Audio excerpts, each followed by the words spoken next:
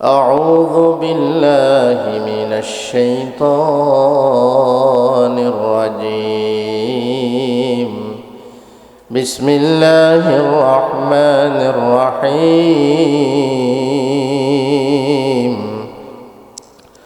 واتقوا يوما ترجعون فيه إلى الله ثم توفى كل نفس ما كسبت وهم لا يظلمون. وقال النبي صلى الله عليه وسلم: كل مسلم على المسلم حرام ماله وعرضه ودامه. رواه أبو داود أو كما قال النبي عليه الصلاة والسلام. وكان النبي صلى الله عليه وسلم إذا دخل رجب قال: اللهم بارك لنا في رجب وشعبان وبلغنا رمضان، أو كما قال النبي عليه الصلاة والسلام. আমরা সকলে মহব্বতে দুরূদ শরীফ পড়ি। আল্লাহুম্মা সাল্লি আলা মুহাম্মাদ ওয়া আলা আলি মুহাম্মাদ কামা সাল্লাইতা আলা ইব্রাহিম ওয়া আলা আলি ইব্রাহিম إنك حميد مجيد. اللهم بارك على محمد وعلى آل محمد كما باركت على إبراهيم وعلى آل إبراهيم إنك حميد مجيد. بلغ العلا بكماله كشف الدجى بجماله حسنت جميع خصاله صلوا عليه وآله. नहीं दो जहां में मिसाले मोहम्मद जमाले खुदा है कमाले मोहम्मद. बलगल उला बिकमालिही कशफत दुजा बिजमालिही हसनत जमीअ खिसालिही सल्लु अलैहि व आलिहि. ला इलाहा इल्लल्लाह ला इलाहा इल्लल्लाह ला इलाहा इल्लल्लाह ला इलाहा इल्लल्लाह ला इलाहा इल्लल्लाह ला इलाहा इल्लल्लाह. मैं आशिक मौला हूँ मेरा इश्क निराला. मैं आशिक मौला हूँ मेरा इश्क निराला. ये जुमला जहाँ जिसके तजल्ली से उजाला. ये जुमला जहाँ जिसके तजल्ली से उजाला. उल्फत में बराबर के वफा हो के जफा हो. हर चीज़ में लज्जत है अगर दिल में मज़ा हो. हर चीज़ में लज्जत है अगर दिल में मज़ा हो. ला इलाहा इल्लल्लाह ला इलाहा इल्लल्लाह ला इलाहा इल्लल्लाह ला इलाहा इल्लल्लाह मुहम्मदुर रसूलुल्लाह सल्लल्लाहु अलैहि वसल्लम. আলহামদুলিল্লাহ। অধ্যক্ষর আয়োজিত আজকের এই মহতি জলসার দ্বীনি মাহফিলে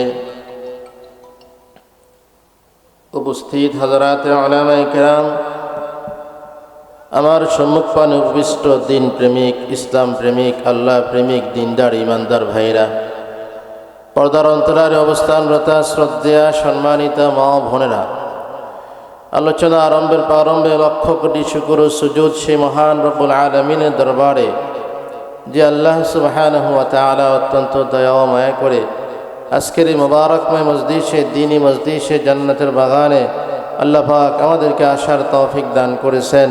এজন্য আমরা সকলে দিল থেকে, প্রাণ থেকে, হৃদয়ের সবটুকুন আবেগ ও মহাব্বত উজাড় করে কালিমাতুশ শুকর আদায় করে সকলেই বলি আলহামদুলিল্লাহ। লক্ষ করি দুরূদের হাদিয়া পেশ করি আকায়ে নামদার, তাজেদারে মদিনা মুহাম্মদুর রাসূলুল্লাহ সাল্লাল্লাহু আলাইহি ওয়াসাল্লামের উপর। আমরা আবার একবার দুরূদের সালাম পড়ি সকলে, সাল্লাল্লাহু আলাইহি ওয়াসাল্লাম। আসলে আয়োজনও ছোট, উপস্থিতিও কম। আপনারা এদিক সেদিক যারা আছেন সকলে মেহেরবানি করে তাড়াতাড়ি চলে আসেন। ওলামায়ে কেরাম তো প্রতিদিন আসে না, প্রতিদিন তো এ ধরনের আয়োজন হয় না। তো দিনই কিছু কথা আমরা বলবো এবং শুনবো, এই উদ্দেশ্যে আজকের আয়োজন করা হয়েছে। এই দুনিয়ার সব কিছুই ক্ষণস্থায়ী, কি বলেন? সব ক্ষণস্থায়ী। একদিন আমরা কেউ থাকবো না। আজ থেকে 50 বছর আগে, 100 বছর আগে যারা ছিল, আবার 50 বছর পরে যারা থাকবে, যারা 100 বছর আগে ছিল তাদেরকে কেউ আর চিনবে না। বলেন চিনবে? এই ধারাবাহিকভাবে আমরা এক এক করে সকলেই চলে যাব। আপনি যাইতে চাইবেন না, কিন্তু থাকতেও পারবেন না। বলেন পারবো থাকতে? একদিন আমরা সকলেই কিন্তু কবরে চলে যাব। জন্য সময়কে ভালো কাজে ব্যয় করার চেষ্টা করি। কোরআন সুন্নাহ সোনার এই পরিবেশে, জান্নাতের বাগানে আমরা সকলে এসে বসে যাই। আমি কোরআন ও সুন্নাহ থেকে আজকের আলোচ্য বিষয়ের উপর আমি কিছু বয়ান করব। আমার আজকের এই সংক্ষিপ্ত সময়ে আমি 2টা বিষয় বয়ান করব। একটা হলো, এই রজব মাসে আমাদের কিছু আমল আছে।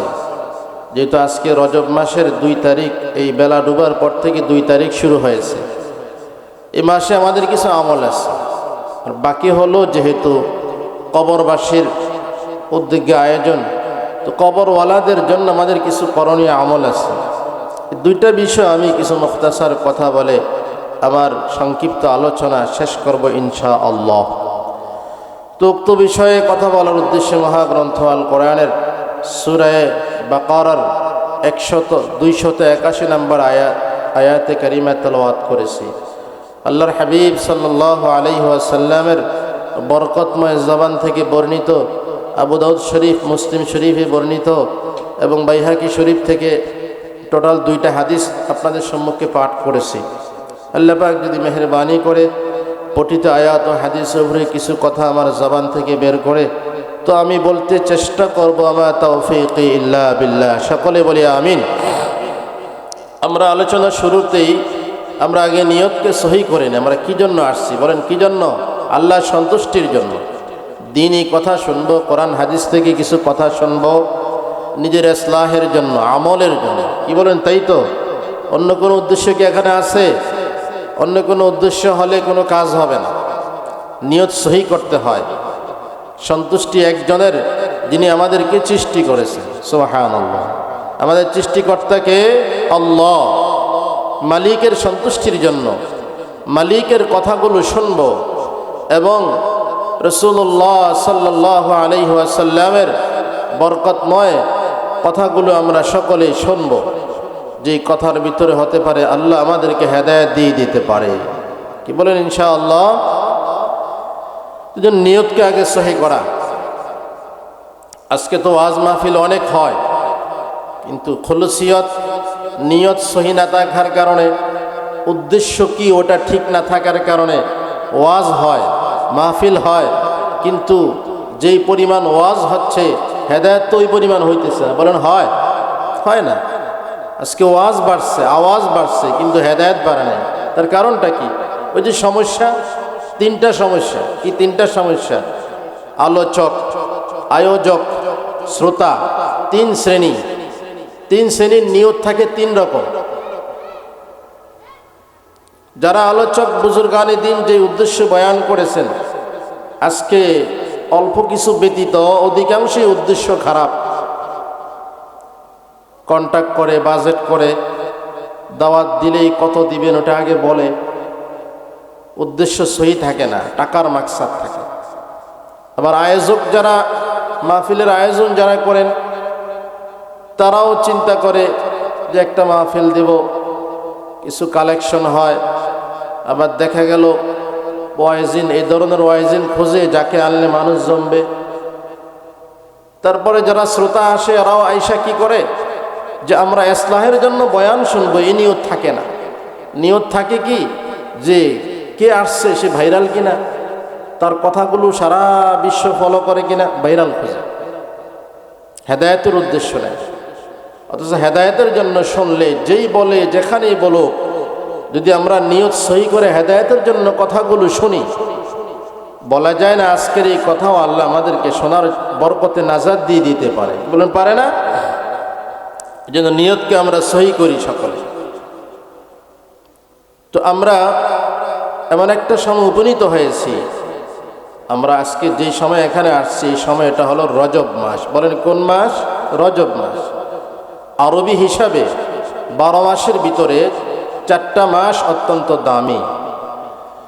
আল্লাহ পাক রব্বুল আলামিন সূরা তাওবার ভিতরে বলেছেন, ইন্না ইদ্দাতাশ শুহুরি ইনদাল্লাহি 12 শাহরান ফি কিতাবিল্লাহ ইয়াওমা খালাকাস সামাওয়াতি ওয়াল আরদা মিনহা আরবাআতুন হুরুম। আল্লাহ বলেন নিশ্চয়, ইন্না ইদ্দাতাশ শুহুরি ইনদাল্লাহি 12 শাহরান, নিশ্চয় আল্লাহ বান্দার জন্য দিন তারিখ গণনার জন্য মাস নির্ধারণ করেছেন 12টি। এই 12টি মাস কি? মুসলমানদের হিসাবে 12টি মাস হলো মুহররম, সফর, রবিউল আউয়াল, রবিউল সানি, জুমাদাল উলা, জুমাদাল সানি, রজব, শাবান, রমাদান, শাওয়াল, জিলকাদ, জিলহজ। এই 12টা মাস আল্লাহ মুসলমানদের জন্য, ইবাদতের জন্য, দিন তারিখ গণনার জন্য নির্ধারণ করেছেন। সুবহানাল্লাহ। যদি আমরা আজকে অনেকে মুসলমান দাবি করি, কিন্তু আমরা এই 12টা মাসের নাম অনেকে জানিও না। কি বলেন, আছি না? আমরা জানিও না, অথচ মুসলমান। আজকে কোন মাসের কয় তারিখ আমরা অনেকে জানিও না, অথচ মুসলমান। আছি না? দিনের খবর নাই। ইসলামী তাহজিব, তামাদ্দুন, আমাদের ধর্মের নিয়ম নীতি, আমাদের আদর্শিকতা আমরা নিজেরাই লালন করি না। আমাদের মাঝে আজকে লালিত হয় খ্রিস্টান, বিজাতি, ইহুদি, বেঈমানদের সংস্কৃতি। এই যে কিছুদিন আগে জানুয়ারি, 1 জানুয়ারি আসলো না, রাত 12টা 31 মিনিটে আনন্দ করতে গিয়ে সাদাতে পড়ে মারা হয়ে গেছে না? ঢাকাতে এক জায়গায় আমরা পত্রিকায় দেখেছি, একটা 13 বছরের ছেলে ওই পানুস উড়াইতে গিয়া, আতশবাজি ফুটাইতে গিয়া লাভ দিয়ে সাদাতে পড়ে মারাই গেছে।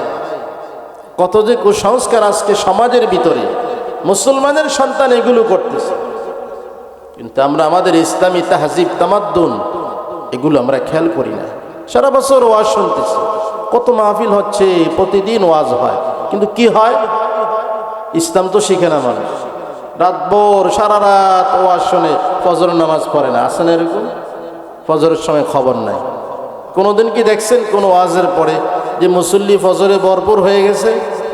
কিন্তু হেদায়েত যে নাই, ইসলামের প্রতি মহাব্বত নাই, দ্বীনের প্রতি মহাব্বত নাই, যে আজকে একটা কথা শুনবো, এটা আমল করবো ইনশাআল্লাহ। কি বলেন ইনশাআল্লাহ? সাহাবায়ে কেরাম তো এরকম ছিলেন যে তারা রাসূলের জবান থেকে কোনো দ্বীনি কথা শুনছেন তো এটা তারা আঁকড়ি ধরেছেন। এতটা পাগল পারা ছিলেন এই আমলটা করার জন্য, তারা এতটা পাগল পারা ছিলেন। যখন যেই বিধান নাজিল হয়েছে, ওয়া ইদা মা উনজিলাস সূরাতুন ফামিনহুম মান ইয়াকুলু আইয়ুকুম যাদাতহু হাযিহি ঈমানা, যখন যেই বিধান নাজিল হয়েছে তো ওটার উপরে আমল শুরু হয়ে গেছে। সুবহানাল্লাহ। আজকে আমরা কথা শুনি কিন্তু আমল করি না, এই জন্য আমলে আনতে হবে। কি বলেন ইনশাআল্লাহ? আরবি মাস গণনা করা মুসলমানদের জন্য ফরজে কিফায়া। আজকে মুসলমান সন্তান আরবি তারিখ কত চলে এটা জানে না, অথচ খ্রিস্টীয় সন যেটা খ্রিস্টানদের খ্রিস্টাব্দ যেটা, ওটা সকলেই জানে। অথচ মুসলমানের জন্য যেটা জরুরত ছিল, প্রয়োজন ছিল এবং ফরজে কিফায়ার ইবাদত ছিল যে আজকে কয় তারিখ, পয়গম্বরী সন আমার রসুলের হিজরি সনটা আমি গণবো, এটা কেউ খেয়াল করি না। হাশরের মাঠে একদিন রসুলের সামনে আল্লাহর কাছে জবাব দিতে হবে। মানাদানাম জানুয়ারি ও ফেব্রুয়ারি, মানাদানাম জানুয়ারি ও ফেব্রুয়ারি, বলকে দানম মাহে মা পয়গম্বরী। আজকে রজব মাসের 2 তারিখ চলতেছে। এই মাস হলো আরবি বৎসরের 12 মাসের 7ম নম্বর মাস। আর এই মাসটাও হারাম মাস, একটা সম্মানিত মাস। মিনহা আরবাআতুন হুরুম, আল্লাহ বলেছেন 12টা মাসের ভিতরে 4টা মাস হলো সম্মানিত। এই 4টা মাস কোন কোন মাস আল্লাহ কোরআনে এই মাসের নাম স্পষ্ট করেন নাই। এই 4টা মাস স্পষ্ট হয়েছে হাদিসে। মুফাসসির সম্রাট আব্দুল্লাহ ইবনে আব্বাস থেকে বর্ণিত, তিনি হাদিসের রেফারেন্স দিয়ে আয়াতের ব্যাখ্যায় তাফসীর করতেছেন। ফি কওলিহি তাআলা আরবাআতুন হুরুম মুহাররামুন ওয়া রাজাবুন ওয়া যুলকাদাতি ওয়া যুলহিজ্জ। তাফসীর ইবনে কাসিরে আসছে, আব্দুল্লাহ ইবনে আব্বাস বলেছেন হারাম মাস হলো 4টা, মুহাররম, রজব, জিলকাদ, জিলহজ। এই 4টা মাস হলো সম্মানিত, বেশি হারাম, এগুলাতে কোনো গুনাহ করা হারাম। এই মাসকে ইজ্জত দেওয়া জরুরি। এই মাসের খেলাফ কোনো গুনার কাজ করা, সম্মান হানিকর কোনো গুনার কাজ করা হলো এই মাসকে অসম্মানিত করা। এই জন্য রজব মাসকে সম্মান দেওয়া এটা ইমানদারের পরিচয়। সুবহানাল্লাহ। মান ইউআযযিম শাআইরাল্লাহ ফাইন্নাহা মিন তাকওয়াল কুলুব। রজব শব্দের অর্থ হলো সম্মানিত, ফজিলতপূর্ণ মাস, বরকত ভরপুর মাস। তো এই মাসে আমরা কি আমল করব? 4টা আমল। 1 নম্বর আমল হলো সরদারে দো আলম নবী সাল্লাল্লাহু আলাইহি ওয়াসাল্লাম রজব মাস আসলেই বেশি বেশি দোয়া করতেন, বরকতের দোয়া। কারণ এই মাসে বরকত নাজিল হয়, এই জন্য নবীজি বেশি বেশি দোয়া করতেন। আল্লাহুম্মা বারিক লানা ফি রজব ওয়া শাবান ওয়া বাল্লিগনা রমাদান। রাসূল রজব মাসে এবং শাবান মাসে এই দোয়াটা খুব বেশি করে করে পাঠ করতেন। আমাদের জন্য এখনকার এই আমলটা হলো আমরা যারা পারি এই দোয়াটা বেশি বেশি পাঠ করব। কি বলেন? ইনশাআল্লাহ প্রত্যেকটা নামাজের পরে, প্রত্যেকটা দোয়াতে আমরা এই দোয়াটা যারা পারি, আল্লাহুম্মা বারিক লানা ফি রজব ওয়া শাবান ওয়া বাল্লিগনা রমাদান।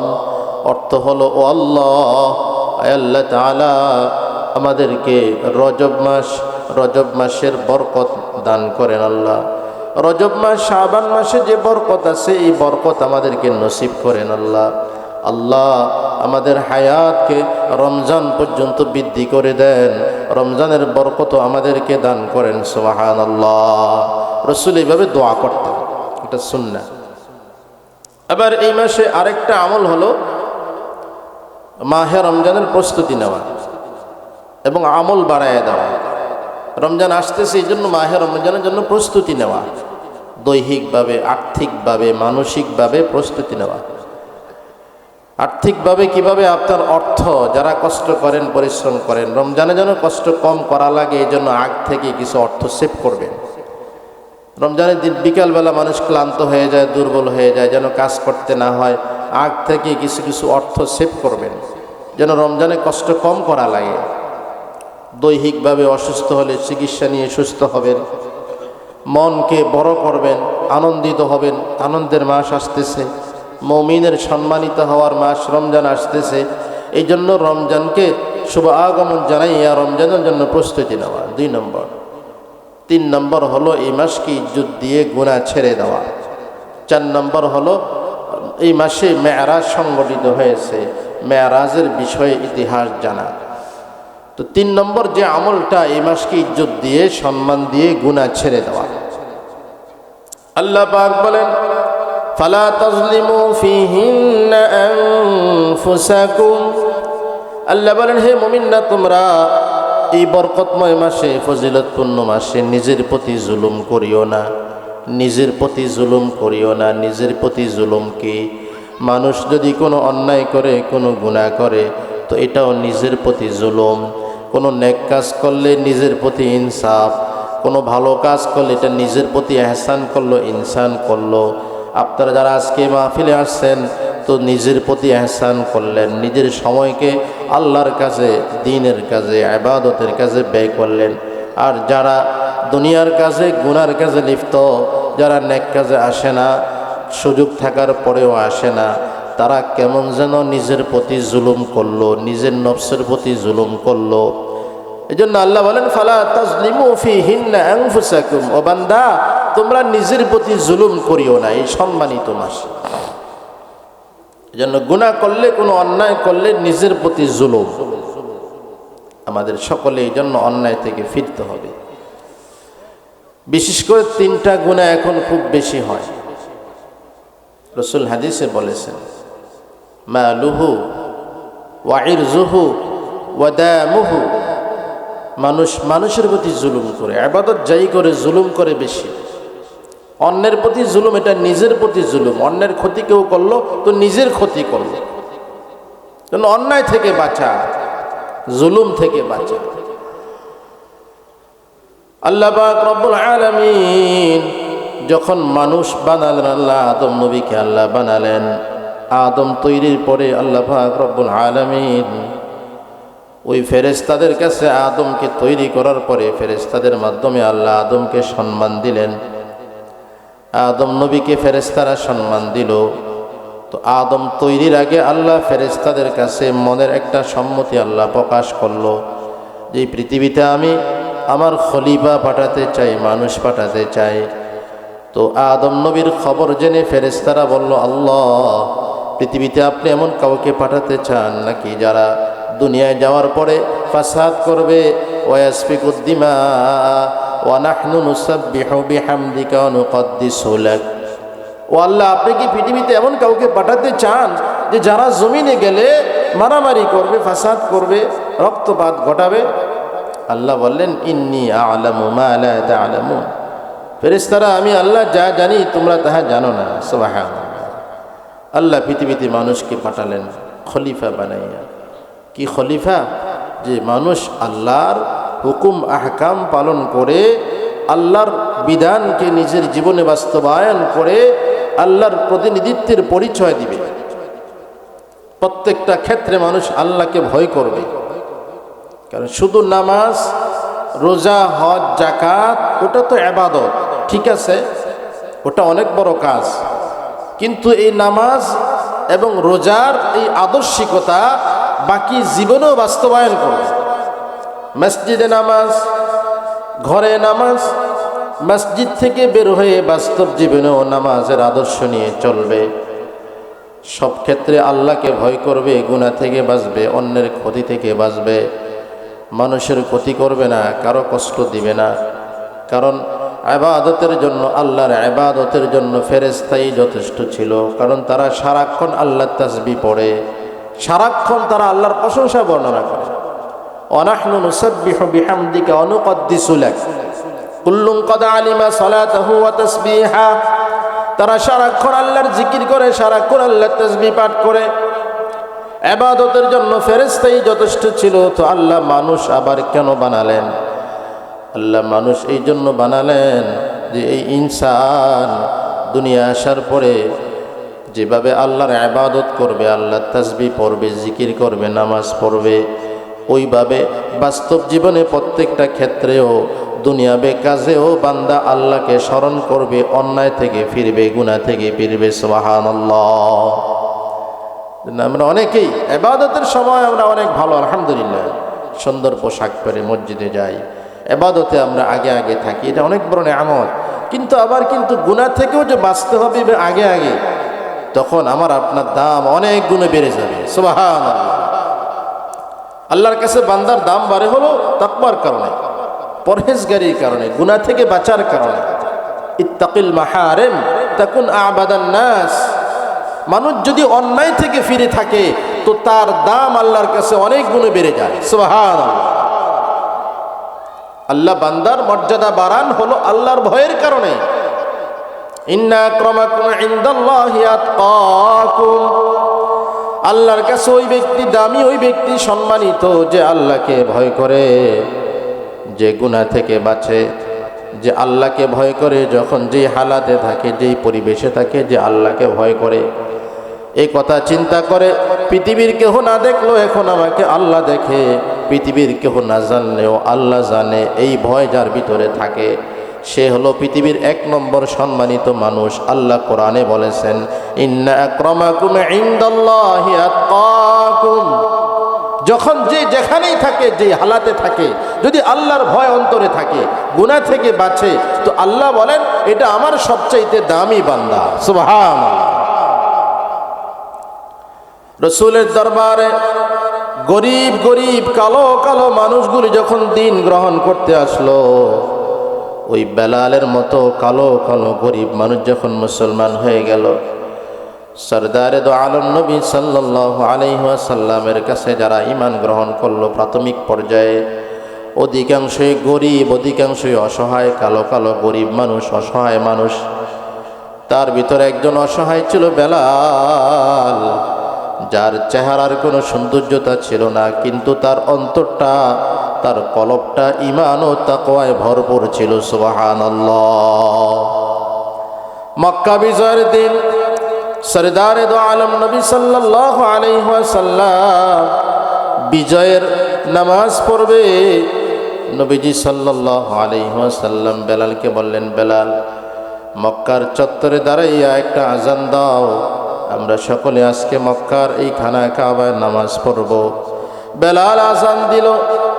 বেলালের আজান এত বরকতময় ছিল, বেলাল যখন আজান দিত তো তার আজান ডানে 40 মাইল, বামে 40 মাইল, চতুর্দিকে 40 মাইল, উপরে আল্লাহর আরশে আজিম পর্যন্ত চলে যেত। সুবহানাল্লাহ।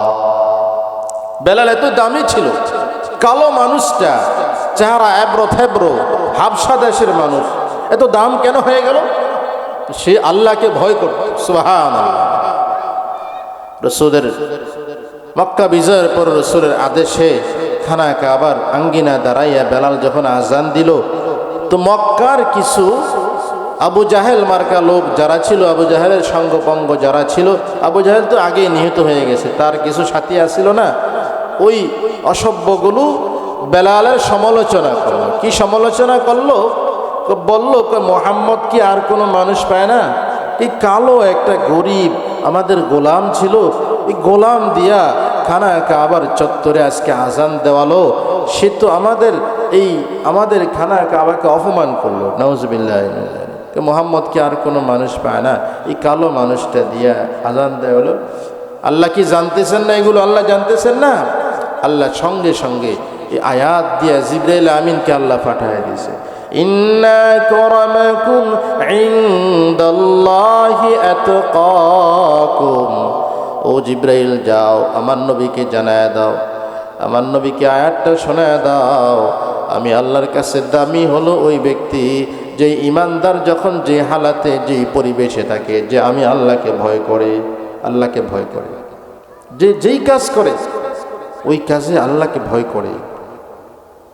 আপনি নামাজ পড়তে আসছেন মসজিদে, এটা তো আল্লাহর ইবাদত, গোলামির সবচেয়ে বড় পরিচয়। মসজিদ থেকে যখন বের হয়ে গেলেন, নিজের যাবতীয় কাজের ভিতরেও আল্লাহর ভয়। ব্যবসা করবেন, সেখানেও আল্লাহকে ভয় করবেন। আপনি গাড়িতে চড়তেছেন, ওইখানেও আপনি আল্লাহকে ভয় করবেন। রাস্তায় হাঁটতেছেন, ওইখানেও আল্লাহকে ভয় করবেন। আপনার নজর কোন দিকে যায়, সেখানেও আল্লাহকে ভয় করবেন। লেনদেন, মুআমালাত, মুআশারাত, প্রত্যেকটা ক্ষেত্রে আল্লাহকে ভয় করা। বিশেষ করে 3টা বিষয় খুব খেয়াল রাখা, যে আপনার দ্বারা যেন কারো মাল নষ্ট না হয়, আপনার দ্বারা যেন কারো ইজ্জত নষ্ট না হয়, আপনার দ্বারা যেন কারো মর্যাদার হবে। কারণ এই 3টা বিষয় এখন সমাজে অনেক সংগঠিত হয়, ঠিক কিনা? 3টা অন্যায়। আপনার দ্বারা যেন কারো মাল নষ্ট না হয়, কারো অর্থ যেন নষ্ট না হয়। কেউ যদি কারো অর্থ নষ্ট করে, অর্থ ধ্বংস করে, কারো ক্ষতি করে, রসুল বলেছেন এই ব্যক্তির জন্য আল্লাহর জান্নাতে যাওয়া আটকায়া থাকবে। ওই ব্যক্তির অর্থের ক্ষতিপূরণ না দেওয়া পর্যন্ত সে নাজাত পাবে না। যত আমল করুক, কারো অর্থ নষ্ট করলো, কারো ইজ্জত নষ্ট করলো, কারো রক্তাক্ত করায় দিল, কাউকে অযথা মারলো, তিনটা অন্যায় যে করবে সে কিয়ামতের মাঠে আল্লাহর সামনে দাঁড়ায়া থাকবে। আল্লাহ অতক্ষণ পর্যন্ত মাপ দিবে না, যাকে কষ্ট দিল সে যতক্ষণ পর্যন্ত মাপ না করবে।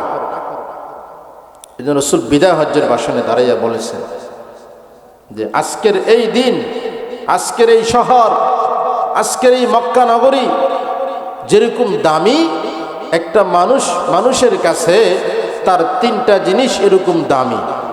কাহুরমাতি ইয়াউমিকুম হাযা ফি বালাদিকুম হাযা ফি শাহরিকুম হাযা। মুসলিম শরীফে আসছে, নবীজি বলেছেন যে আজকের এই দিনের যে মর্যাদা, আজকের এই শহরের যে মর্যাদা, আজকের এই মক্কার ঘর আরাফার ময়দানের যে মর্যাদা, একটা মানুষের কাছে আরেকটা মানুষের তিনটা জিনিস এরকম মর্যাদাপূর্ণ। কেহ যদি মক্কা ঘরকে অপমান করলো, কেহ যদি মক্কা নগরীকে অপমান করলো, আরাফার মাঠকে কেউ যদি অপমান করে, তার যেরকম হারাম গুনাহ হবে, এই তিনটা অপরাধ যদি কোনো মুসলমান করে তো তারও ওই রকম হারাম গুনাহ হবে। তিনটা কি? এক নম্বর, কারো মাল নষ্ট করা, কারো অর্থ ধ্বংস করা, কাউকে অর্থনৈতিকভাবে কষ্ট দেওয়া। আজকে মানুষ খুব জিকির আজকার করে, আলহামদুলিল্লাহ, তো দরকার, করতেই হবে, কিন্তু পরের হকের ক্ষেত্রে সাবধান হয় না। অন্যের হক নষ্ট করতে খুব মজা পায়, কারো হকের ক্ষেত্রে খুব সাবধান হওয়া লাগবে। ইসলামের বিধান হলো, মুসলিম শরীফে আসছে, নবীজি বলেছেন কোনো মুমিন বান্দা যদি কোনো ভালো ইবাদত করে চলে যায়, এমনকি শহীদ হইয়াও যদি মারা যায়, শহীদ হয় আল্লাহর রাস্তায় রক্ত দিয়া, শহীদ হয়ে মারা গেছে, আল্লাহ শহীদকে এত মর্যাদা দিয়েছে যে কেউ যদি আল্লাহর জন্য শহীদ হয়, তার দেহ থেকে রক্তের ফোঁটা জমিনে পড়ার সাথে সাথে জিন্দিগির সব গুনাহ আল্লাহ মাফ করে দেয়। সুবহানাল্লাহ। ইল্লাদ দাইন, পরের হক আল্লাহ মাফ করে না। এজন্য হাদিসে নবীজি বলেন ইয়াগফিরু লিশ-শাহীদি কুল্লু যামবিন ইল্লাদ দাইন। আল্লাহর হাবিব বলেন যে আল্লাহ শহীদকে এত মর্যাদা দিয়েছেন, সর্বোত্তম মৃত্যু হলো শহীদের মৃত্যু, সবচাইতে উচ্চ মাকামের মৃত্যু হলো শহীদের মৃত্যু। আল্লাহ শহীদের এত দাম দিবেন, কিন্তু কেউ যদি অন্যের হক মাইরাও শহীদ হয়, আল্লাহ ওই শহীদকেও অন্যের হক আদায় না করা পর্যন্ত আল্লাহ মাফ করবে না। একটু সাবধান হন সকলেই। কে কোনভাবে কখন কাকে ঠকাইছেন একটু খেয়াল করেন। কোন দিন কার থেকে ঋণ নিছেন, দেন নাই, কোন দিন কার দোকানে বাকি করেছেন, দেন নাই, কোন দিন কার ফসল নষ্ট করেছেন, আপনি জরিমানা দেন নাই, কোন দিন কার থেকে ধার নিয়েছেন, দেন নাই, একটু খেয়াল করেন সকলে। মৃত্যুর আগে ওগুলো পূরণ করে যান, তারপরে কবরও যান। আপনার জন্য কেউ দোয়া না করলে আপনার কোনো অসুবিধা হবে না ইনশাআল্লাহ। নিজে কবরে এইভাবে যাবেন যে কারো দোয়ার মুখাপেক্ষি থাকার দরকার নাই। নিজেই দুনিয়াতে কবরে যাওয়ার আগে ইসলাহ হন, কবরে যাওয়ার আগে আমরা সংশোধন হই। কি বলেন ইনশাআল্লাহ? না মৃত্যুর সময় তওবা করবেন। অনেকে আছে মৃত্যু আসলে যখন মরার সময় হয়, ওই মৃত্যুর গড়গড়া সাকরাতুল মউত যখন শুরু হয়, তখন ইমাম সাহেবকে ডাকে, হুজুর একটু আংবাসে আইন। কেন? আমার আব্বার একটু তওবা ফরায়া যান। এটা একটা হাস্যকর বিষয়। মৃত্যুর গড়গড়া সাকরাতুল মউত যখন, তখন কিসের তওবা? ওয়ালাইসাতিত তাওবাতু লিল্লাযিনা ইয়া'মালুনাস সাইয়্যাত হাত্তা ইযা হাদারা আহাদাহুমুল মাউত। যখন মৃত্যু হাজির হয় তখন কিসের তওবা? তওবা হবে জিন্দেগিতে। জিন্দেগিতে যখন অন্যায় হয়েছে, অন্যায় থেকে ফিরে যাও, এটাই তওবা। অনুতপ্ত হও, এই অন্যায় আর করবা না, কারো হক নষ্ট করলে ফিরে দাও, নিজে ইসলাহ হয়ে যাও, এটা হলো তওবা। আর মৃত্যুর আগে ইস্তিগফার পড়ায়া দিল, আস্তাগফিরুল্লাহ, আল্লাহ ক্ষমা করো, আজ জীবনে কোনো গুনাহ করব না। তো জীবনে হায়াত পাইলেন, আমি হায়াত পাইব? তখন হুজুরি দিয়ে তওবা পড়ায় যে আল্লাহ মৃত্যু তো ঘনায় গেছে, আজ আমি জীবনে কোনো গুনাহ করব না। তখন কি গুনাহ করার সুযোগ আছে নাকি? বলেন আছে? তো চলেই যাবে দুনিয়ার থেকে। এখন যেন তার ঈমান নসিব হয়, এটাই না খেয়াল করা। কালিমা যেন নসিব হয়, তাকে কালিমাত তালকিন দেওয়া, সূরা ইয়াসিন পড়া, যেন তার ইমানের সাথে মৃত্যু হয়। মৃত্যুর আগে তওবা পড়ানো একটা কুসংস্কার। তওবা পড়বে জিন্দিগিতে, যখন জীবিত থাকে যে অন্যায় করেছে ওই অন্যায়ের থেকে নিজে ফিরা, তারপরে কারো ক্ষতি করলে ওইটা দিয়া আল্লাহর কাছে ক্ষমা চাবে, ওইটা হলো তওবা। তওবা শব্দের আবেদনিকতা হলো ফিরে আসা, রিফ্লেস হওয়া, রিফ্লাই হওয়া, ফিরে আসা। গুনার কারণে দূরে সরে গেছে, ওটা তওবা করে অনুতপ্ত হয়ে আবার আগের জায়গায় সহি জায়গায় চলে আসছে। কারো হক মরে খেয়েছে, ওটা দিয়া ক্ষমা চাইয়া আবার পুনরায় ভালো জায়গায় চলে আসছে, এটা হলো তওবা। কেউ যদি কারো হক নষ্ট করে থাকেন, দুনিয়ায় থাকতে জিন্দিগি থাকতে আমরা ওটা আদায় করে দিই, না পারলে তার থেকে ক্ষমা নিয়ে নেই। রসুল বলেছেন তোমরা মৃত্যুর আগেই কারো হক আদায় করে দাও। এই জন্য হাদিসে আসছে সরদারে দো আলম নবী সাল্লাল্লাহু আলাইহি ওয়াসাল্লাম কোন সাহাবায়ে কেরাম ইন্তেকাল করলে তার জানাজায় যাইলে রসুল জিজ্ঞেস করতেন এই সাহাবী কারো হক নিয়ে আসছে কিনা, কারো দেনা আছে কিনা, ঋণ আছে কিনা। কারো হক যদি থাইকা থাকে হকটা আগে আদায় করো। নবীজি বলতেন তার হকটা আগে পূর্ণ করো। কারো দেনা থাকলে ওটা আগে দেওয়ার ব্যবস্থা করো। আমরা তো আজকে কেউ মারা গেলে ফিকির থাকি যে কখন বড় ধরনের একটা মেহমানদারি করবে, ঠিক না? 5 দিন আসলে 40 দিন আসলে কখন একটা আয়োজন করবে, এই ফিকিরে থাকে। আসলে এটা তো সুন্নাহ না। আগে সুন্নাহ হলো তার ঋণটা পরিশোধ করে। হ্যাঁ, মেহমানদারি করা যায়, অসুবিধা নাই। গরিব মিসকিন অসহায়দেরকে খাওয়াবেন। মাদ্রাসা লিল্লা বোর্ডিংয়ে, লিল্লা ফান্ডে, এতিমখানায় অসহায়দেরকে খাওয়াবেন, বা সাদাকায়ে জারিয়া মুলুক ভালো কাজে দান করবেন, অসুবিধা নেই। কিন্তু তার ঋণটা আগে দিতে হবে। কেউ মারা গেল, ঋণ রেখে গেল, আপনি দিলেন না, এই ঋণের কারণে সে আটকায়া থাকবে, জান্নাত পাবে না। রসুল বলেছে। এই জন্য রসুল যখন কোনো সাহাবী মারা যেত তো আল্লাহ রসুল জানাজায় গেলে জিজ্ঞেস করতেন যে তার কি ঋণ আছে, দেনা আছে? তো দেনা থাকলে তার কেহ যদি আদায় করার মতো থাকলে সে আদায় করার ব্যবস্থা দায়িত্ব নিত, রসুল তার নামাজ পড়াইতেন। আর যদি আদায় করার মতো কেহ না থাকতো তো আল্লাহর হাবিব ওই ঋণ দেওয়ার জিম্মাদারি নিজে গ্রহণ করতেন। সুবহানাল্লাহ। উহুদ যুদ্ধের দিন রসুলের একজন প্রিয় সাহাবী জাবেরের আব্বা আব্দুল্লাহ উহুদ যুদ্ধে শহীদ হয়েছে। এত বড় মর্যাদা সম্পন্ন মৃত্যু, শহীদের মৃত্যু। আব্দুল্লাহ উহুদ যুদ্ধে যাওয়ার আগের দিন তার সন্তান জাবেরকে ডাকলো। জাবের বয়স কম, 17 বছর বয়স। জাবেরকে ডেকে বলল, রে জাবের, তোদের সংসারের খরচ চালাইতে গিয়ে আমি অনেক টাকা ঋণ হয়ে গেছি। আমি 30 অসাক খেজুর একজন ইয়াহুদিকে দেনা ছিলাম। আমি আগামী দিন রসুলের সাথে উহুদের ময়দানে গিয়ে জিহাদ করব। হতে পারে যুদ্ধ করতে করতে আমি জান্নাতে চলে যাব, শহীদ হয়ে যাব। কিন্তু আমার এই দেনাটা কেউ জানে না, তোকে জানায় গেলাম। আমি ইন্তেকালের পর আমার ঋণটা আদায় করবা। যদি আদায় করতে না পারো তো রসুলকে জানায় দিবা, আল্লাহর হাবিব আমার ঋণটা আদায় করবে। সুবহানাল্লাহ। উহুদের ময়দানে রক্তক্ষয়ী সংঘর্ষ হলো, জিহাদ হলো, যুদ্ধ হলো। 70 জন সাহাবী শাহাদাত বরণ করলো। তার ভিতরে জাবেরের আব্বা আব্দুল্লাহ শহীদ হয়ে গেল। জাবের যখন শুনলো তার বাবা শহীদ হয়ে গেছে তো জাবের রসুলের দরবারে দৌড়ে গিয়া সংবাদ জানায় দিল, ইয়া রাসূলুল্লাহ, ইয়া হাবিবাল্লাহ, হুজুর আমার আব্বা ইন্তেকাল করলো, শহীদ হলো। তবে আমার আব্বা একজন ইয়াহুদিকে কিছু খেজুর দেনা ছিল। সুবহানাল্লাহ। রাসূল বলেন, জাবের, ওই খেজুর দেওয়ার মতো কোনো ব্যবস্থা কি তোমাদের আছে? কয়, না ইয়া রাসূলুল্লাহ, একটা খেজুর গাছ আছে, অল্প কিছু খেজুর, 30 অসাক হবে না। তো রাসূল বললেন, জাবের, যাও, যেই কয়টা খেজুর আছে তুমি পেরে নাও, গাছের নিচে দাঁড়াও, আমি আসতেছি। সুবহানাল্লাহ। সরদারে দো আলম নবী সাল্লাল্লাহু আলাইহি সাল্লাম গেলেন, ওই খেজুরগুলোতে হাত বুলাইয়া দিলেন আর বললেন, জাবের, তুমি মেপে মেপে ওই ইহুদির খেজুরগুলি দাও। জাবের মাপতে আরম্ভ করলো। এত বরকত আল্লাহ দিয়েছে, 30 অসাক দেওয়ার পরে আল্লাহ আরো 70 অসাক বাড়াইয়া দিয়েছে। সুবহানাল্লাহ। দেনা থাকলে, কারো দেনা যদি পরিশোধ করার ফিকির থাকে, আল্লাহ তাকে দেওয়ার জন্য গায়েবীভাবে সাহায্য করে। সুবহানাল্লাহ। কারো দেনা নিয়ে আমরা কবরে যাব না ইনশাআল্লাহ। কি বলেন? ইনশাআল্লাহ। এই তামান্না যদি আপনার মাথায় থাকে আমি 100% দৃঢ়তার সাথে বলতে পারি, মান জাদ্দা ওয়াজাদা আস-সা'য়ু মিন্নি ওয়াল ইতমানু মিনাল্লাহ ওয়াল ইতমামু মিনাল্লাহ।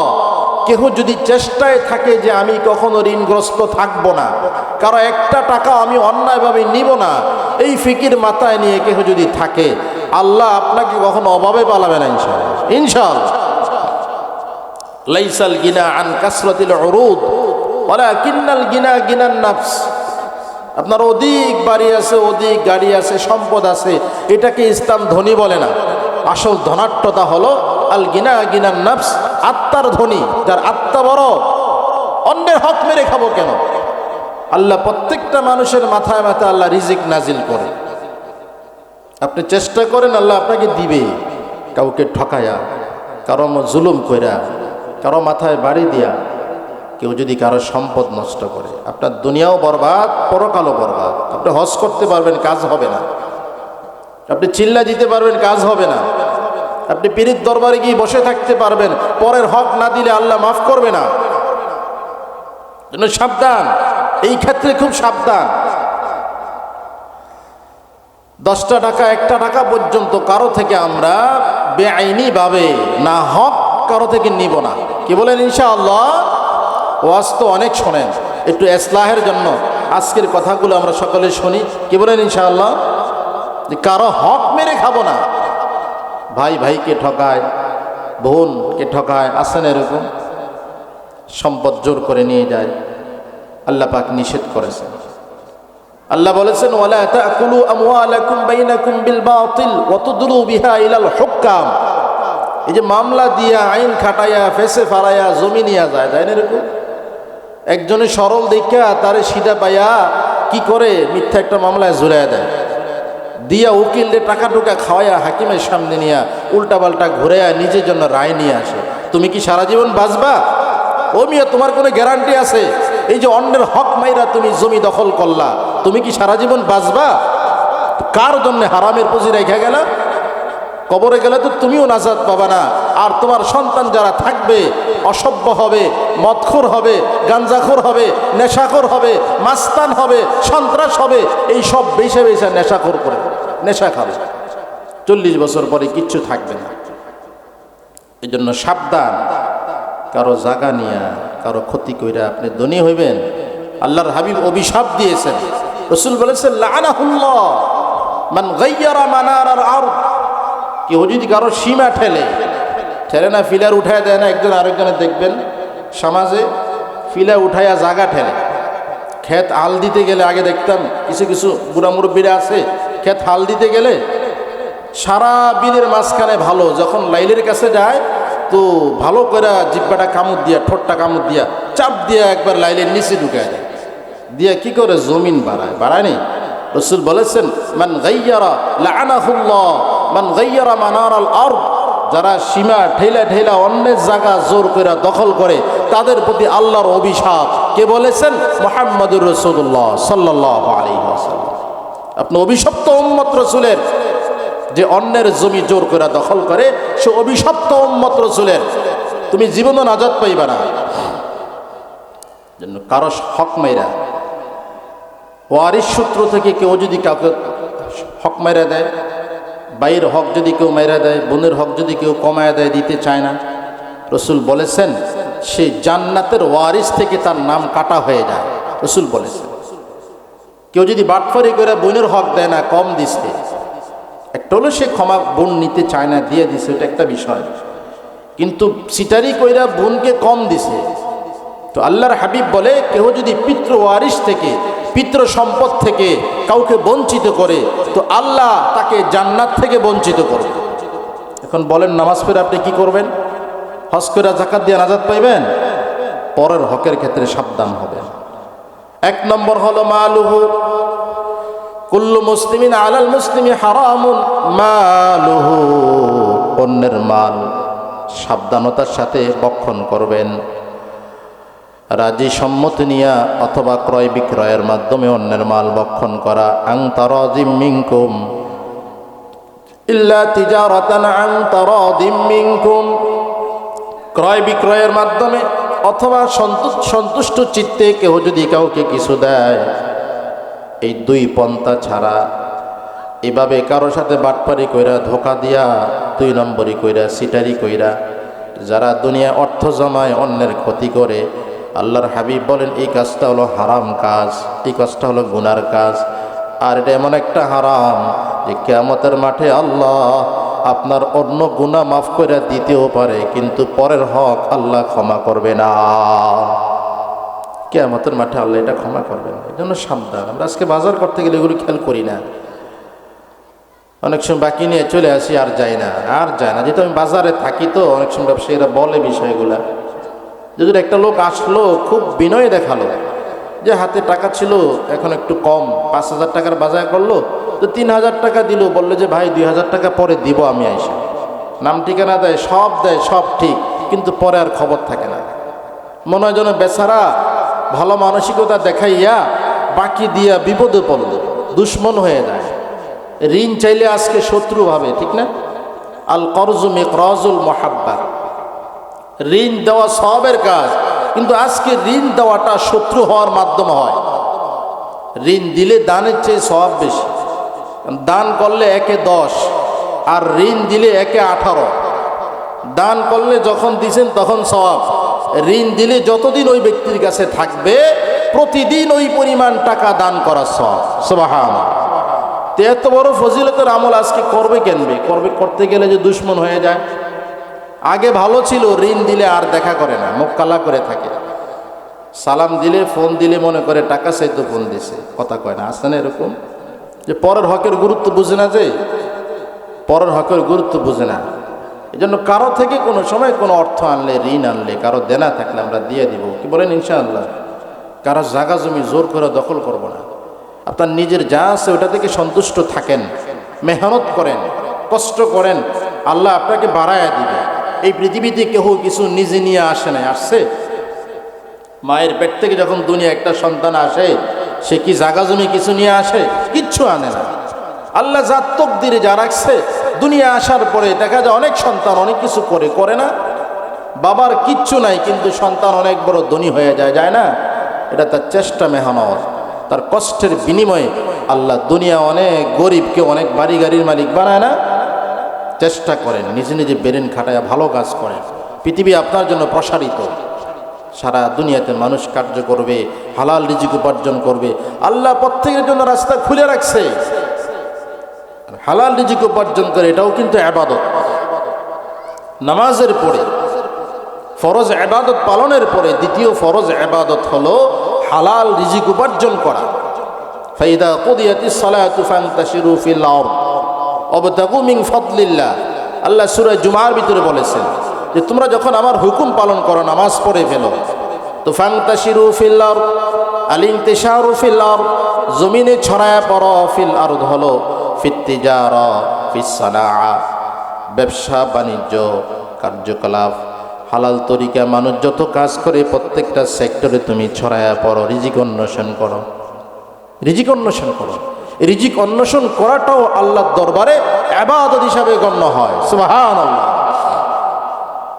যে যেই পেশায় থাকে, যে যেই কাজ করে, চাকরি, ব্যবসা, যে যেই কাজ করে, প্রবাস থাকে, এই যে শ্রম বিনিয়োগ করে, কষ্ট করে, এই প্রত্যেকটা কাজের বিনিময়ে আল্লাহ সারাক্ষণ নফল ইবাদতের সওয়াব আল্লাহ দান করে। সুবহানাল্লাহ। হাদিস আছে, একজন সাহাবী রাসূলের সঙ্গে মুসাফা করল, আবু দাউদ শরীফে আছে। মুসাফা করার পরে ওই ব্যক্তির হাত শক্ত।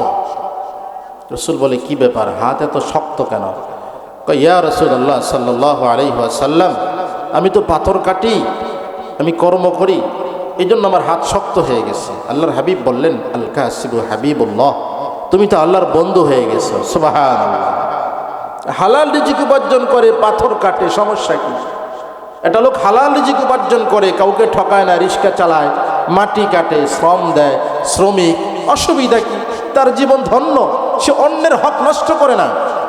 আমি তো মনে করি সেই দেশের সর্বোচ্চ শিক্ষিত হইয়াও যারা সুদ খায়, ঘুষ খায়, কলম মেরে মেরে মানুষের সাথে জুলুম করে, অফিসে এসি রুমে বসে বসে যারা পরের হক নষ্ট করে, আমি তো মনে করি যে ব্যক্তি রিক্সা চালায়, রিক্সার হ্যান্ডেল ঘুরায়, তার মর্যাদা ওই ব্যক্তির চাইতে আল্লাহর কাছে লক্ষ কোটি গুণ বেশি, ঠিক কিনা? তুমি তো শিক্ষিত সন্ত্রাস। আর এই ব্যক্তি হলো আমার দেশের শ্রেষ্ঠ নাগরিক, ঠিক কিনা?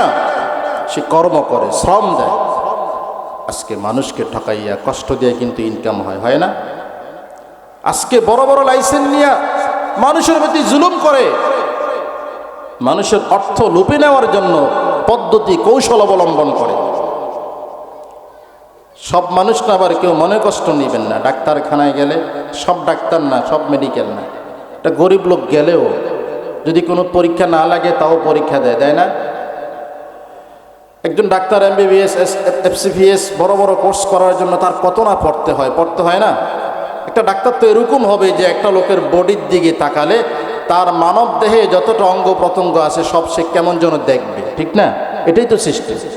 তো সাধারণ জ্বর সর্দি অসুবিধা এগুলো তো একজন ভালো ডাক্তার একটা গরিব লোক অসহায় এইভাবে তো একটা ট্রিটমেন্ট দিতে পারে না? কিন্তু আজকে দেখা গেল কি হলো, সরকারি মেডিকেলে জায়গা নাই, পাঠায় দেয় প্রাইভেটে। যাও প্রাইভেটে গেল, যাওয়ার পরে কি করলো, আপনাকে পরীক্ষা দিয়ে দিল। প্রাইভেট মেডিকেল পরীক্ষা দিয়ে সবাই না, আবার কেউ মনে কষ্ট নেবেন না যে কেউ যদি এখানে থাকেন হসপিটালের, আলহামদুলিল্লাহ আপনাদের অনেক বড় খেদমত। কিন্তু মানুষ থেকে অর্থ নেওয়ার জন্য কেউ যদি অযথা পরীক্ষা দেয় কোনো ডাক্তার কোনো মেডিকেল, তো একটা লোককে কেন তুমি কষ্ট দিলে, অসুস্থ মানুষকে? এই অসুস্থ মানুষটাকে হসপিটালে আসার পরে কেউ যদি কষ্ট দেয় অযথা, একটা হলো পরীক্ষা দরকার, আসলে লোকটার জটিল সমস্যা, ডাক্তার বুঝতেছে না, পরীক্ষা না দিলে ধরতেও পারবে না, হ্যাঁ দিবে, অসুবিধা নাই। কিন্তু শুধু একটা লোক গেলেই পরীক্ষা দিয়ে ঘুরাইতে ওটার রেজাল্ট দিতে তার রোগ বাড়তে থাকে, রোগটা আরও মুসিবতে পড়ে যায়। গরিব হলে সে আরও আর্থিকভাবে কষ্টে পড়ে যায়। যদি কেউ অযথা কষ্ট দিয়ে এবার পরীক্ষা দিয়ে টাকা নেয়, এটাও এক প্রকার জুলুম, এটাও তার থেকে অর্থ ধ্বংস করার জন্য কিয়ামতের মাঠে আল্লাহর দরবারে দাঁড়ায় থাকতে হবে, ঠিক কিনা? এবার প্রত্যেকটা সেক্টরে আজকে আমাদের দেশে ইউনিয়ন পরিষদে একটা জন্ম সনদ করতে গেলে ওখানেও কিন্তু একটা ছাট আছে, নির্দিষ্ট একটা ফি আছে। এরপরও দেখা গেল ঘুরে এগারে আরো কত কিছু করে, যে কাজটা অটোমেটিকলি এভাবেই এক সপ্তাহে হয়ে যাবে বা 15 দিনে হয়ে যাবে। যদি বলি বা একটা ইমার্জেন্সি দরকার, তাহলে আরো ডাবল দিতে হবে। যত টাকা বেশি দিবেন তাড়াতাড়ি কাজটা করে দেন। এরকম একটা কাজ পাসপোর্ট করতে যাবেন তো অটোমেটিকলি 1 মাসের ভিতরে দিবে বা 1.5 মাসে 2 মাসে দিবে। যদি বলি ভাই আমার একটা জরুরি দরকার, তাহলে ডাবল দিতে হবে। তো এই যে টাকাগুলো যে ডাবল নিতেছো, কেন নিতেছ? আমাদেরকে না সরকার বেতন দিয়ে মানুষের সহযোগিতার জন্য বসায় রাখছে।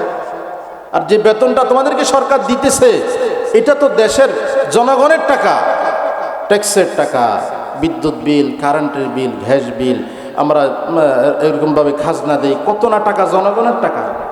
জনগণের টাকায় সরকার তোমাদেরকে বেতন দিয়ে জনগণের খেদমত নেয়, এরপরে আবার তোমাদেরকে ওই জায়গায় গেলে আবার ঘুষ দিতে হবে। এই হারাম যারা খায় তারা দুনিয়াও শান্তি পায় না, পরকালেও শান্তি পায় না। দেখা যায় বড় বড় বাড়ি করে যায়, দেখবেন ঘরে ঘুমাইতেও পারে না। আসেন এরকম? আল্লাহ একটা কঠিন অশান্তি দিয়ে রাখবে। হয়তো ছেলে মেয়ে কথা শুনবে না, না স্ত্রী কথা শুনবে না, না হয় মেয়েটা বখাটে হয়ে যায়, নয় ছেলেটা বখাটে হয়ে যায়, না হয় জটিল এক সমস্যায় পড়ে যায় যে এই টাকা একদিনে চলে যায়, হয় না এরকম? জন্য কাউকে কষ্ট দিয়ে আমরা সম্পদ উপার্জন করব না। কি বলেন ইনশাআল্লাহ? বাটপারি করে, ধোকা দিয়া, সিটারি করে, মানুষের মনে কষ্ট দিয়া এই দুনিয়াতে টাকা কামায় কি করবেন? আপনি কি থাকতে পারবেন? একটা টাকা কি আপনি সাথে নিয়ে যাইতে পারবেন? কিছুই যাবে না, সঙ্গে কিছু যাবে। যেতে হবে খালি হাতে, যেতে হবে খালি হাতে, সঙ্গে কিছুই যাবে না। 3.5 হাত জায়গা পাবি না রে বিছানা। 3.5 হাত জায়গা পাবি না রে বিছানা। কিছু কি থাকবো এখানে? দুনিয়ার টাকা কি নিয়ে যাইতে পারবেন? ফালিয়াউমা লা ইউখাযু মিনকুম ফিদিয়া। কিয়ামতের মাঠে আপনার এই টাকা, আপনার এই সম্পদ কোনো কাজে আসবে না। আল্লাহ তখন পেজ দিয়ে ধরবে। মিন আইনা মালুহু ইকতাসাবাহু, মিন আইনা ইকতাসাবাহু। এই সম্পদ কিভাবে অর্জন করেছিলে এবং কোথায় ব্যয় করেছিলে, আল্লাহ সব প্রশ্ন করবে কিয়ামতের মাঠে। এই জন্য আমরা কয়েকটা গুনাহ থেকে বাঁচবো। এক নম্বর হলো আমরা কারো হক নষ্ট করব না। কি বলেন ইনশাআল্লাহ? এক নম্বর হলো কারো হক নষ্ট করব না। দুই নম্বর হলো কাউকে অপমানিত করব না, অসম্মানিত করব না। কারণ কাউকে অপমানিত করলে, অসম্মানিত করলে এটাও কিন্তু আল্লাহ মাপ দিবে না। আপনি একটা মানুষের অর্থ নষ্ট করেন না, মারেনও না, ঠিক আছে, কিন্তু তাকে বেইজ্জতি করছেন, অযথা তার সম্মান নিয়ে টানা হেঁচড়া করছেন, তার সমালোচনা রাস্তাঘাটে বৈশা বৈশা মানুষের কাছে বলছেন। এই যে একটা লোকের সম্মান নিয়ে যে টানা হেঁচড়া করলো, এটা ইসলামে এত বড় হারাম কাজ যে আল্লাহর ঘর, খানা কাবা, মক্কা মদিনা সম্মানিত জায়গাকে অপমানিত করলে যেরকম গুনাহ হয়, একটা ইমানদার মুমিন বান্দার মান সম্মানে আঘাত করা, মানহানি করা, মান সম্মান নষ্ট করা ইসলামে ওরকম হারাম কাজ, গুনাহে কবিরা। একটা মানুষের মন নষ্ট করা, একটা মানুষের ইজ্জত নষ্ট করা, মানুষের মান সম্মান নষ্ট করা। আজকে আমরা মানুষের মান ইজ্জত নষ্ট করার জন্য যেখানে সেখানে বসে বসে আমরা গীবত করি না? যে একজনের দোষ আপনি হেঁটে হেঁটে প্রচার করতেছেন, দোকানে বসে, চাষটলে বসে, বাড়ির আঙ্গিনায় আড্ডা জমাইয়া বসে বসে একজনের মান সম্মান নিয়ে হাসাহাসি করতেছেন, একটা লোককে অপমানিত করার জন্য তার দোষ চর্চা করতেছেন। এটা ইসলামে কত বড় গুনাহ জানেন? যে নামাজ না পড়া যেরকম কবিরা গুনাহ, একজনের মান সম্মান নষ্ট করা ওরকম কবিরা গুনাহ। একজন ইজ্জত নষ্ট করা রাসূল বলেছেন কত বড় কবিরা গুনাহ। যে মক্কা নগরীকে অপমানিত করা যেরকম গুনাহে কবিরা, একজন মানুষের ইজ্জত নষ্ট করা ওই রকম গুনাহে কবিরা। আল্লাহু আকবার। আমরা কি সাবধান হই? এটা লোক একটা দোষ করে ফেলছে মানুষ হিসাবে, কিন্তু তার এই দোষটা তো নিয়ম ছিল, আল মুমিনু মিরাতুল মুমিন, মুমিন মুমিনের জন্য আয়না হবে। তার এই দোষটা তাকে সংশোধন করার জন্য আয়না যেরকম তার এই আয়না স্ক্রিনের ভিতরে তার চেহারাটা দেখায় দেয় যে ভাই তোমার মুখে, তোমার পেজে এই দাগ, চুপে চুপে তাকে দেখায় দেয় সংশোধনের জন্য। একটা মানুষও মানুষকে সংশোধনের জন্য তার দোষটা তাকে আয়নার মতো দেখায় দিবে, আওয়াজ ছাড়া সংশোধন করায় দিবে। আজকে আমরা দোষ পাইলে তো হইল তো রাস্তায় বসে বসে, চাষটলে বসে বসে চা একটার পর তিনটা টানি আর দোষ বলতে থাকি। এদিক থেকে গুনাহে কবিরা উঠতেছে, আমলে গুনাহে কবিরা উঠতেছে, আমার আমল বরবাদ হয়ে যাচ্ছে। যার মান নষ্ট করলে গুনাহে কবিরা হইল, কিয়ামতের মাঠে আল্লাহর সামনে দাঁড়ায়া থাকতে হবে। জন্য সাবধান, কথা বলতে সাবধান। প্রত্যেকটা কথা কিন্তু রেকর্ড হয় না? মানুষের প্রত্যেকটা লফজ, প্রত্যেকটা শব্দ ফেরেশতারা রেকর্ড করতেছে না? আল্লাহ পাক কোরআনে বলেন, মা ইয়ালফিজু মিন কাওলিন ইল্লা লাদাইহি রাকীবুন আতীদ। আল্লাহ বলে মানুষের জবান থেকে এমন কোনো শব্দ বের হয় না যেই শব্দটা আল্লাহ রেকর্ড করে না, এমন কোনো শব্দ বের হয় না। আজকে আমি আপনাদের এখানে যে কথাগুলো বলতেছি, প্রত্যেকটা কথা কিন্তু আল্লাহর ফেরেশতারা রেকর্ড করতেছে না?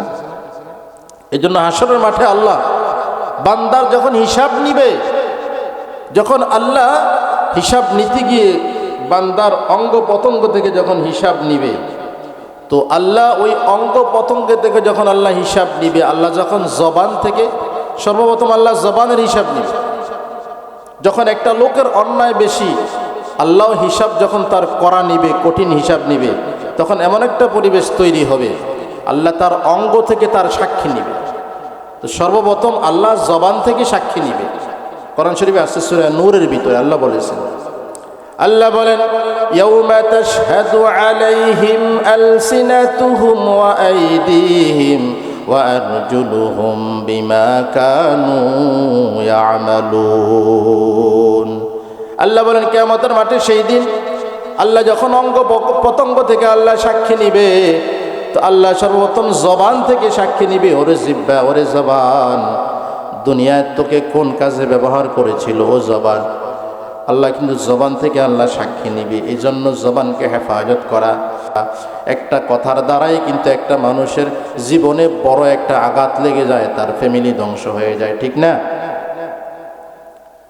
মানুষের পিছনে লাইগা, অযথা একটা লোকের পিছনে লাইগা তার ফ্যামিলি ভিতরে আগুন লাগানোর জন্য এই কান কথা, আজে বাজে কথা, এখানটা সেখানে লাগায় না সমাজে। এই ঘরের কথা, ভাইয়ের কথা আরেক ভাইয়ের কাছে লাগায় পেস্তাগা লাগায় না? বোনের কথা বোনের কাছে লাগায় ঝগড়া লাগায়নি? জালের কথা আরেকজন লাগায় ঝগড়া লাগায়নি এগুলো? আল্লাহর হাবিব বলেছেন তারা জান্নাতে যাইতে পারবে না। লা ইয়াদখুলুল জান্নাতা কাত্তাত, সুগুলখুর যারা, পেস্ট লাগায় যারা, তারা জান্নাত পাবে না। ভাই ভাইয়ের সাথে সম্পর্ক নষ্ট করে দেয়, স্বামী স্ত্রীর মাঝে মিল মোহাব্বত ধ্বংস করে দেয়। আল্লাহর হাবিব বলেছেন মান খাব্বাবা ইমরাআতান আলা যাওজিহা, স্বামী স্ত্রীর মাঝে যারা ঝগড়া লাগায়, ভাই ভাইয়ের মাঝে, আব্বা সন্তানের মাঝে যারা ঝগড়া লাগায়, রাসূল বলেন লাইসা মিন্না, তারা আমি নবীর উম্মত না। জবানকে সাবধানে ভাই, কারো মান সম্মান নষ্ট হয়, আমরা এরকম কথা কখনো বলবো না ইনশাআল্লাহ। কি বলেন ইনশাআল্লাহ? তৃতীয় নম্বর হলো ওয়াদামুহু, কাউকে শারীরিকভাবে কষ্ট দেওয়া, প্রেশার ক্রিট করা, তাকে মারা, হত্যার ফিকির করা, মানুষকে মেরে ফেলা কত বড় অন্যায়।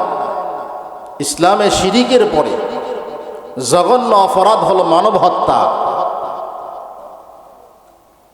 নির্দিষ্ট কারণ ছাড়া, কেসাস ছাড়া, ইসলামী হুকুমতের বিচার আচার ছাড়া, রাষ্ট্রীয় রায় ছাড়া কোনো মানুষকে আপনি নিজের মতো করে মারবেন, আঘাত দিবেন, মাথায় বাড়ি দিবেন, রক্ত ফালায় দিবেন, এটা ইসলামের নিয়ম না।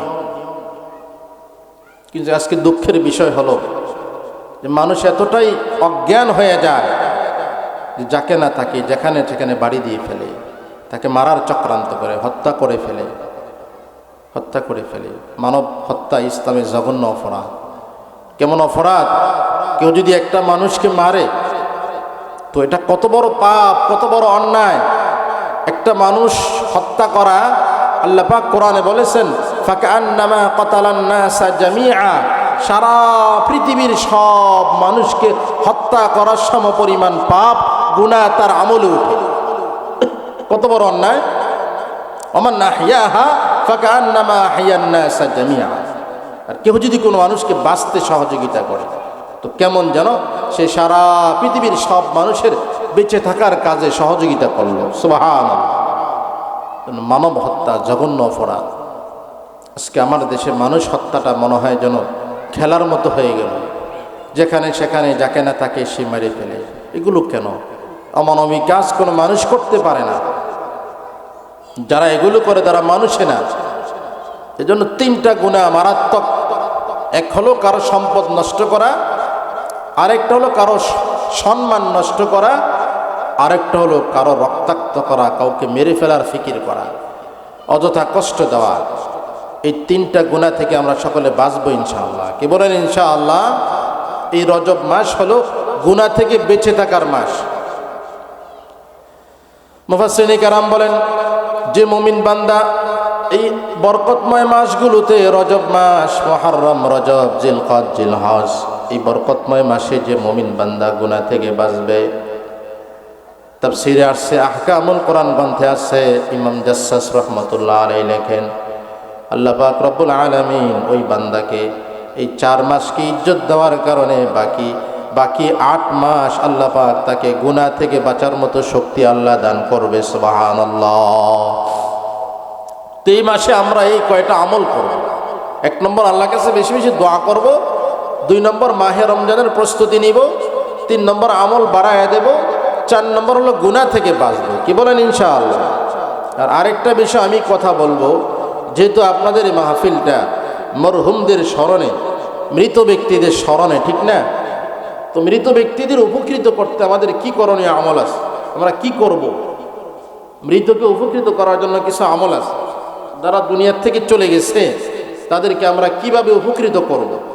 অনেকের আব্বা কবরে, আম্মা কবরে আছে না, ভাই বারাদার, আত্মীয় স্বজন কবরে, কি বলেন, আছে না? তো আমরা কি আমল করলে তারা কবরে শান্তি পাবে? আমি রাসূলের হাদিস থেকে কয়েকটা আমল শোনাবো। মেহেরবানি করে কেউ আশেপাশে কথা বলবেন না। আপনারা কি বুঝেন জানি না, আমরা তো আর গল্প বলনেওয়ালা নয়। কোরআন সুন্নাহ থেকে কথা বলা এত সহজ না।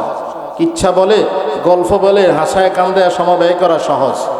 কোরআন হাদিস থেকে কথা বলা কিন্তু কঠিন, যেন মনোযোগ দিয়ে শুনতে হয়। আশেপাশে যারা দাঁড়িয়ে আছেন মেহেরবানি করে বসে যান, মেহেরবানি করে বসে যান। আর না হয় কথা বলবেন না, চলে যান, বেয়াদবি করবেন না। বেয়াদব আল্লাহর রহমত থেকে মাহরুম হয়। তো যারা কবরে চলে গেছে তাদের জন্য আমাদের কিছু করণীয় থাকে। কি করণীয়? যারা কবরে চলে গেছেন তাদের আমল কিন্তু বন্ধ হয়ে গেছে না? তাদের জন্য কি করণীয়? একদিন এক সাহাবী রাসূলকে প্রশ্ন করেছে, হাদিস আসছে আদাবুল মুফরাদ গ্রন্থে ইমাম বুখারী রাহমাতুল্লাহ আলাইহি হাদিস লিখেছেন।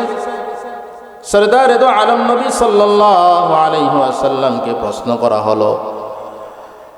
বুরাইদা থেকে বর্ণিত, বুরাইদা রাদিয়াল্লাহু আনহু বলেন, হযরত বুরাইদা রাসূলের সামনে বসা একজন ব্যক্তি আয়েশা, ও সায়েদ নাম, ওই ব্যক্তি আয়েশা রাসূলকে প্রশ্ন করলো, ইয়া রাসূলুল্লাহ, ইয়া হাবিবাল্লাহ, হুজুর আমার আব্বা আম্মা দুনিয়ার থেকে চলে গেছে, কবরে চলে গেছে, হাল বাকিয়া মিন বিররিন আবাইয়া শাইইম বাদাহুমা। ইয়া রাসূলুল্লাহ, ইয়া হাবিবাল্লাহ, হুজুর আমার বাবা আমার মা কবরে চলে গেছে, এখন এমন কোন আমল কি আছে যে আমলটা করলে আমার আব্বা আম্মার আমলে পুষবে, তারা উপকৃত হবে? বিররিহিমা, তাদের সাথে সদ আচরণ, ভালো আচরণের সওয়াব পাবো। আব্বা আম্মা কবরে চলে গেলেও এরকম কিছু কাজ আছে যেগুলো করলে তারা কবরে থাইকাও তাদের আত্মা শান্তি পাবে, তারা জান্নাতের নাজ ও নেয়ামত পাবে। রাসূলকে প্রশ্ন করা হলো, আল্লাহর হাবিব বলেন, হ্যাঁ আছে। তো কি আমলগুলো? আল্লাহর হাবিব 4-5টা আমলের কথা বললেন। আদ-দুআউ লাহুমা ওয়াল ইস্তিগফারু লাহুমা ওয়া ইনফাযু আহদিহিমা ওয়া ইকরামু সাদীকিহিমা ওয়া সিলাতুর রিহামিল্লাতি লা রাহিমা। সরদারে দো আলম নবী সাল্লাল্লাহু আলাইহি সাল্লাম 5টা আমলের কথা বললেন। 5টা আমল, যে কারো যদি বাবা কবরে চলে যায়, মা কবরে চলে যায়, আত্মীয় স্বজন কবরে চলে যায়, যে তোমরা তাদেরকে উপকৃত করার জন্য এই 5টা আমল করবা। 5টা আমল। 1 নম্বর আদ-দুআউ লাহুমা। 1 নম্বর আমল হলো পিতামাতার জন্য দোয়া করা। আদ-দুআউ লাহুমা, তাদের জন্য দোয়া করা। আব্বা আম্মা, আত্মীয় স্বজন, পূর্বপুরুষ যারা কবরে চলে যায় তাদের জন্য দোয়া করার জন্য আল্লাহ কোরআনে নিজে আদেশ করেছেন। এই জন্য আব্বা আম্মার জন্য দোয়া করা এটা শুধু সাধারণ দোয়া না, এটা ইবাদত, এটা আল্লাহর হুকুম। সুবহানাল্লাহ। এটা কার হুকুম বলেন? আল্লাহর হুকুম। আল্লাহ সূরা বনী ইসরাঈলে আল্লাহ আদেশ করেছেন। আল্লাহ পাক বলেন, কুর রব্বিরহামহুমা কামা রাব্বায়ানি সাগীরা। কুর, আল্লাহ আদেশ করেছেন তোমরা পড়ো, তোমরা দোয়া করো। রব্বিরহামহুমা, ও রব, ও আমার আল্লাহ, হামহুমা কামা রাব্বায়ানি সাগীরা। আল্লাহ তুমি আমার আব্বা আমার প্রতি রহম করো যেভাবে তারা আমাকে শিশুবেলায়, কামা রাব্বায়ানি সাগীরা, ছোটবেলায়, জীবিত হোক মৃত হোক, আপনি এইভাবে রহম করেন যেভাবে তারা শিশুবেলায় আমার প্রতি রহম করেছে। সুবহানাল্লাহ।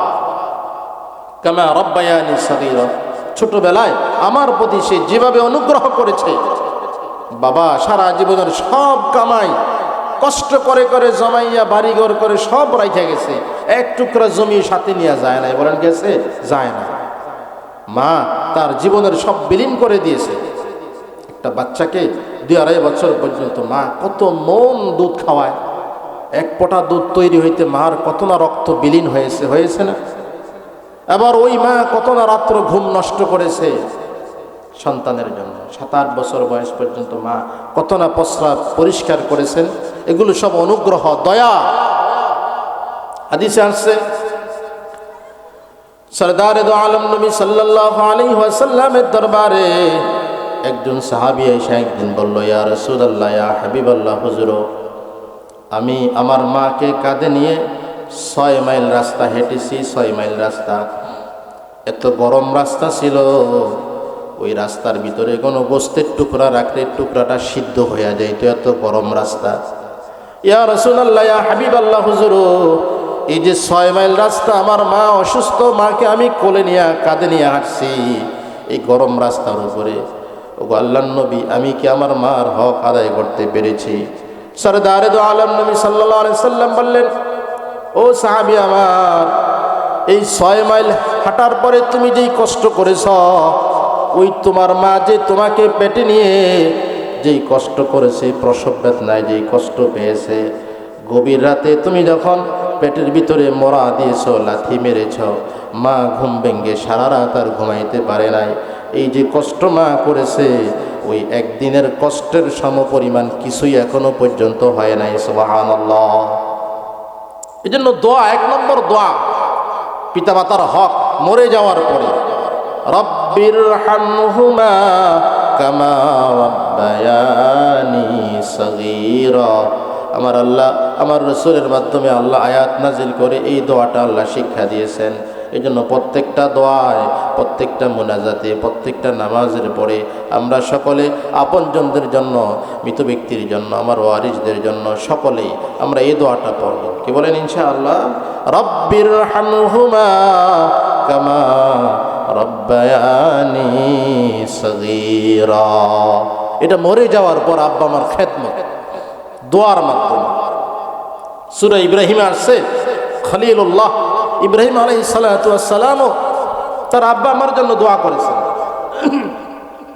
রব্বানা গফিরলি ওয়া লিওয়ালিদাইয়া ওয়া লিল মুমিনিনা ইয়াওমা ইয়াকুমুল হিসাব।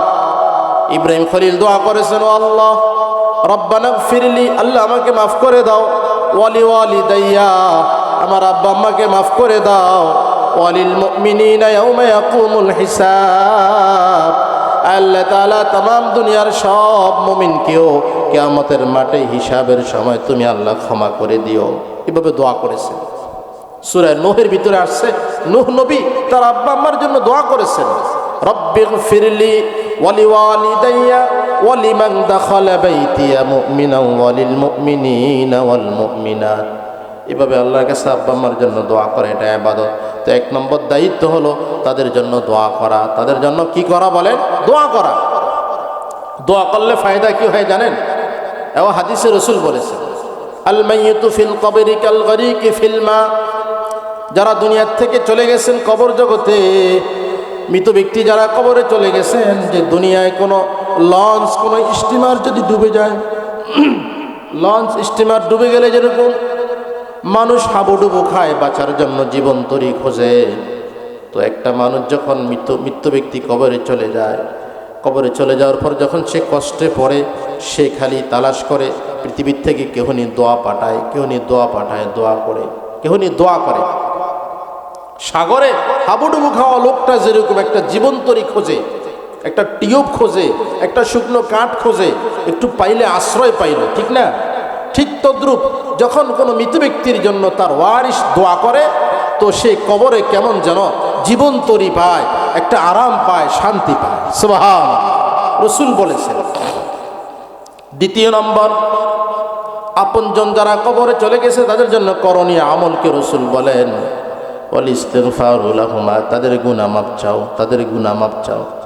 এজন্য প্রত্যেকটা দোয়ায়, প্রত্যেকটা মুনাজাতে, প্রত্যেকটা আমলে সব সময় যে আল্লাহ আমার আব্বাকে মাফ করে দেন, আল্লাহ আমার আম্মাকে মাফ করে দেন, আল্লাহ আমার আব্বার প্রতি রহম করেন, এটা তো আগে দোয়া করেছেন। এবার দোয়া করবেন যে আল্লাহ আমার আব্বাকে মাফ করে দেন, আম্মাকে মাফ করে দেন।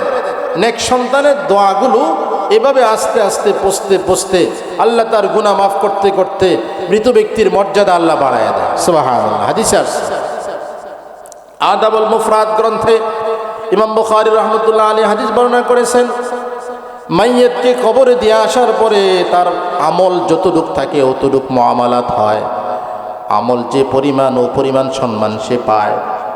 তো আস্তে আস্তে যখন তার মর্যাদা বাড়ে বাড়ে, আস্তে আস্তে মর্যাদা বাড়ে, ওই নেক সন্তানের দোয়ার ক্ষমার কারণে, ক্ষমা চাওয়ার কারণে আস্তে আস্তে মর্যাদা বাড়ে, মর্যাদা বাড়ে।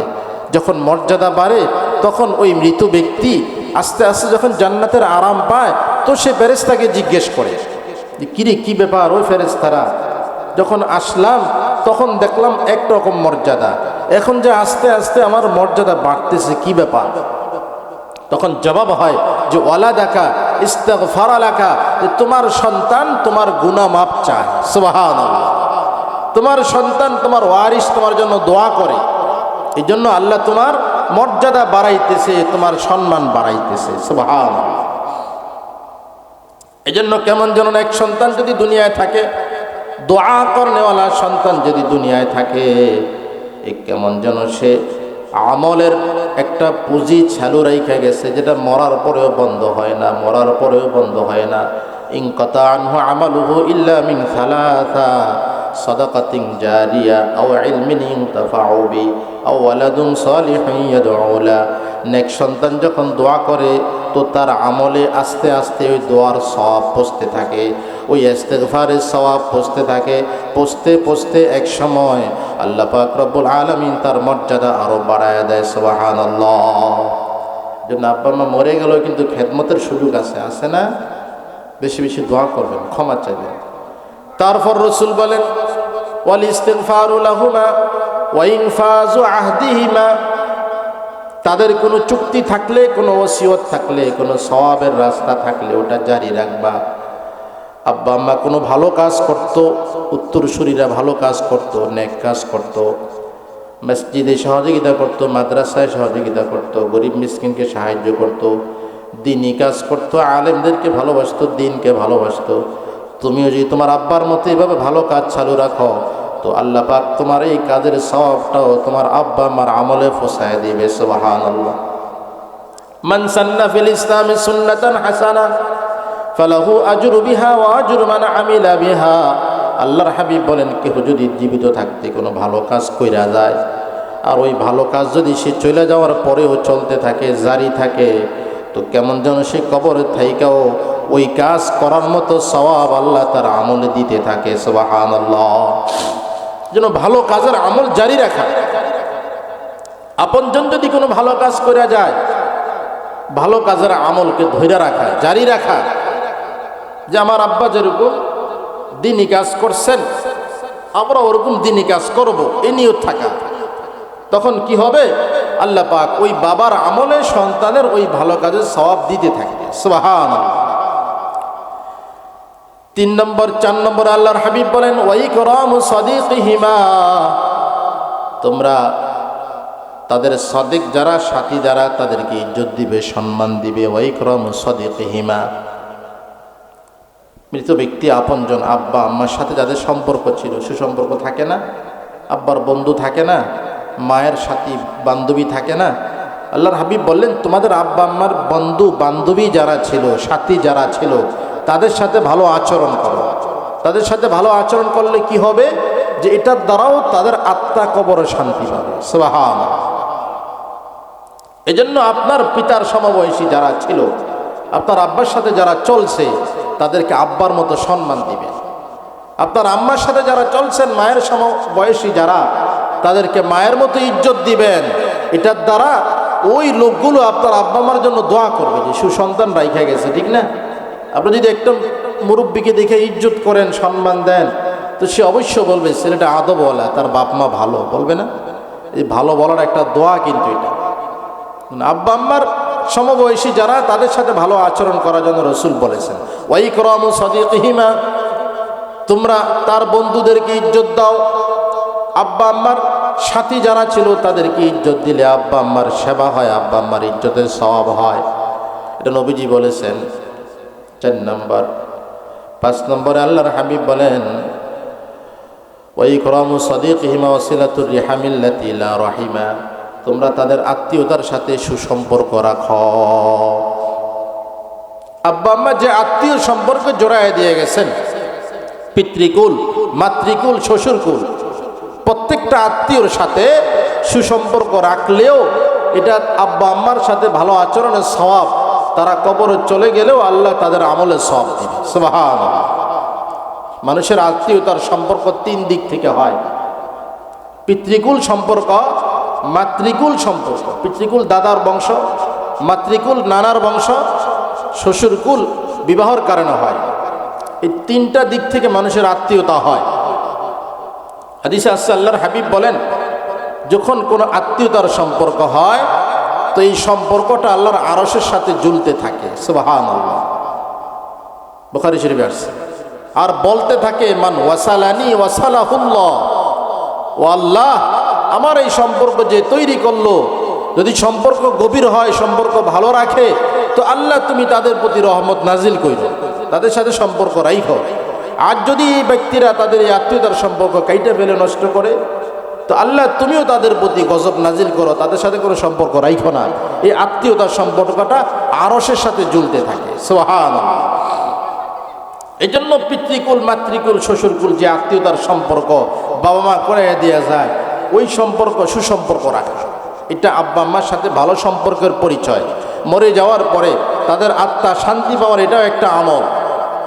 জন্য হাদিসে আসছে আমাদের নবীজি সাল্লাল্লাহু আলাইহি ওয়াসাল্লাম তার আত্মীয়তাকে অনেক ইজ্জত করতেন, অনেক সম্মান দিতেন, তার চাচাদেরকে অনেক ভালোবাসতেন। রসুল বলেছেন আম্মুর রজুলু সিনবু আবি, চাচা বাফের মতো মর্যাদাপূর্ণ। সুবহানাল্লাহ। চাচা আব্বার মতো, আম্মুর রজুলু সিনবু আবি, চাচা যেটার মর্যাদা ইসলামে আব্বার সমতুল্য। আবার আল খালাতু বিমানজিলাতিল আল খালাতু বিমানজিলাতিল যে খালা আম্মা, ফুফি আম্মা, এদের মর্যাদা ইসলামে মায়ের মতো। সুবহানাল্লাহ। চাচি আম্মা, এদের মর্যাদা ইসলামে মায়ের মতো। তাদেরকে সম্মান দিলে আব্বা আম্মাকে সম্মান দেওয়া সব হয়। যেন হাদিস আসছে রসুল চাচাদেরকে এত ভালোবাসতেন। চাচারা যদিও সবাই মুসলমান হন নাই, কিন্তু রসুল কখনো কোনো চাচার সাথে রসুল বেয়াদবি করে নাই। সুবহানাল্লাহ। আজকে চাচা ভাতিজার সম্পর্ক খুব কঠিন। সম্পদ নিয়ে ফেস লাগিয়া এত দুশ্মনী হয়। ভাতিজা অনেক জায়গায় চাচারে মারে না, তুমি জঘন্য অপরাধী। পিতার গায়ে হাত তোলে যেরকম অন্যায়, একজন চাচার গায়ে হাত তোলা ওরকম জঘন্য অপরাধ। চাচা, জ্যাঠা, মামু, খালু, যারা পিতার সমবয়সী সমকুল, যারা সকলকে সমপরিমাণ ইজ্জত দেওয়া, এটা আব্বা আম্মার সাথে ভালো ইজ্জত দেওয়া সওয়াব। হাদিসে আসছে বদর যুদ্ধের দিন 70 জন কাফের বন্দী হয়েছিল। ওই বন্দীদের ভিতরে রসুলের একজন চাচা ছিল আব্বাস তখন ইসলাম গ্রহণ করে নাই। আব্বাস মক্কা বিজয়ের আগে আব্বাস মুসলমান হয়েছে। তো বদর যুদ্ধের দিন রসুলের আপন চাচা আব্বাস আবু জাহেলের চাপে পড়ে ভাতিজার বিরুদ্ধে, ইসলামের বিরুদ্ধে জিহাদ করার জন্য বদরের প্রান্তরে গিয়েছিল। যুদ্ধের ময়দানে আল্লাহ পাক রব্বুল আলামিন মুসলমানদেরকে বিজয় দান করেছিল। 70 জন কাফের নিহত হয়েছিল আর 70 জন বন্দী হয়েছিল। ওই বন্দির ভিতরে একজন আসামি ছিল রসুলের চাচা আব্বাস, আপন চাচা। প্রত্যেকটা আসামিকে রশি দিয়া, খেজুর গাছের সাথে রশি দিয়া বেঁধে ফেলা হলো। সরদারে দো আলম নবী সাল্লাল্লাহু আলাইহি সাল্লাম দেখলেন তার আপন চাচা অপরাধী হওয়ার কারণে আজকে আসামি হয়ে গেছে, রশি দিয়া বেঁধে ফেলা হয়েছে। নবীজির তো মন মানতেছে না, যেহেতু আপন চাচা, আমার চাচা কষ্ট পায়। রসুল মানতে পারতেছেন না। রাত্র যখন হয়ে গেল, বিছানায় যখন পিঠ লাগাইতে গেল, সরদারে দো আলম নবী সাল্লাল্লাহু আলাইহি ওয়াসাল্লাম বিছানায় পিঠ লাগে না। একবার উঠে একবার হুজরা থেকে বের হয়, আবার হুজরায় যায়, বারবার খালি উঠানামা করে। কি যে একটা পেরেশানি তার ভিতরে, যে আমার চাচা আজকে আসামি। রসুল মানতে পারতেছেন না। সুবহানাল্লাহ। কিছু বলতেও পারতেছেন না, যেহেতু অন্যায় করেছে। এখন আমার চাচার রশি যদি খুলে দেয় তো স্বজন প্রীতি হবে, বাকি 69 জন তো আসামি থাকবে, এটা মানায় না। রসুল বলতেও পারতেছেন না আমার চাচার রশিটা খুলে দাও, আবার মানাই তো পারতেছেন না যে আমার চাচা রশি বাঁধা, আমি ভাতিজা, চাচা আমার সামনে কষ্ট পাবে, এটা রসুল মানতে পারতেছেন। হাদিসে আসছে, কিতাবুল মাগাজিতে আসছে, বুখারী শরীফে। তো রসুলের চিন্তা পেরেশানি দেখা সাহাবায়ে কেরাম বুঝতে পারছে। সিদ্দিক আকবর, আবু বকর রাদিয়াল্লাহু আনহু, ওমর, ওসমান, আলী, তারা বুঝতে পারছে যে আল্লাহ রসুল কেন চিন্তিত পেরেশান। রসুলের চাচা যে হাতে রশি বাঁধা, ওই যে চাপ দিয়ে বাঁধা রাখা হয়েছে রসুলের চাচাকে, রসুল এটা কষ্ট পাইতেছে, কি করা যায় এখন? তো সাহাবায়ে কেরাম এসে রসুলকে বললো, ইয়া রাসূলুল্লাহ, ইয়া হাবিবাল্লাহ, হুজুর যদি আপনি বলেন তো আপনার চাচার রশিটা আমরা একটু ঢিল করে দেই, একটু লুজ করে দেয়, যেন কষ্ট না হয়। সুবহানাল্লাহ। সরদারে দো আলম নবী সাল্লাল্লাহু আলাইহি সাল্লাম বললেন, ও সাহাবীরা আমার, 70 জন আসামি, তার ভিতরে যদি শুধু একজন আমার চাচার রশি ঢিল করে দাও, তাকে যদি আরাম দাও, এটা স্বজন প্রীতি হবে।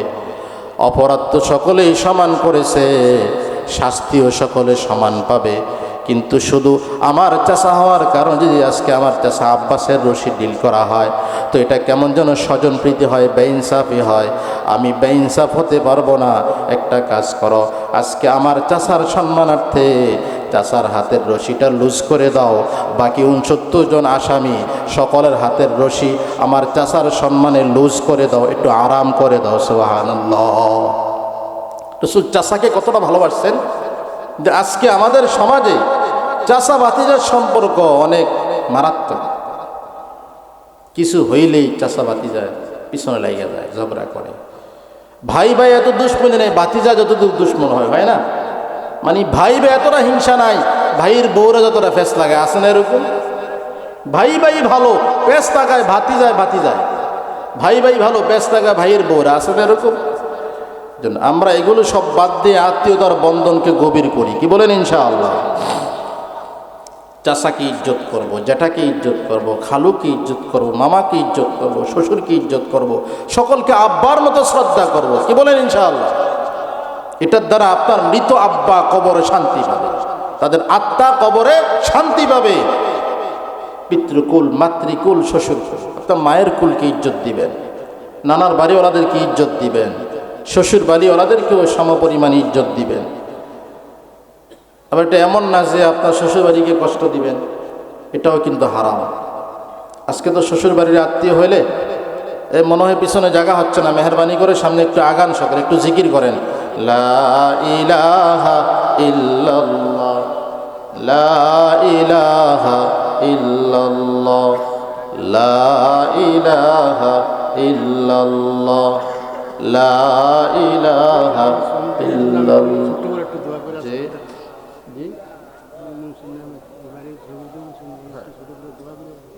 এখন দোয়া করে।